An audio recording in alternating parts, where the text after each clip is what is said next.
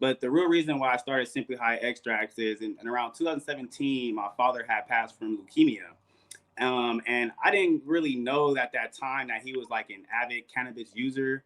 He was a businessman. So like all of the stuff that he did with cannabis was really, really, really on the low.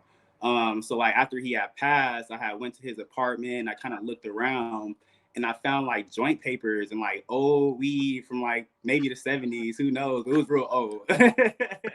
And I was just like, man, I just wish I was able to, educate him and teach him about, the new things that we're doing in cannabis. I know back then it's all about recreational, getting high. They're running a lot of research on it as far as the benefits that it has. So that kind of led me to start working on a business plan. And I remember like for 2, 3 months, I was on my computer just going hard. I would go to work and I would come back home and I'd be working on a way to figure out how I can introduce people to cannabis that are like business people, people are in certain professions, moms and dads that have kids.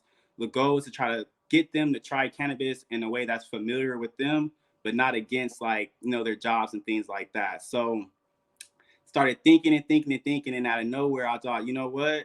And olive oil and butter would be great because you can actually create your own edible dishes. So, like you said, people are used to their brownies, they're used to their cookies, they're used to their, all those different things. But people are diabetics and people can't have that much sugar. So, how would you introduce cannabis to people like that? The most familiar way would be them cooking it themselves, them making a dish that they know is a Nigerian dish or a Mexican dish, something that's to them. So that way they can try it. They don't have to feel scared about it.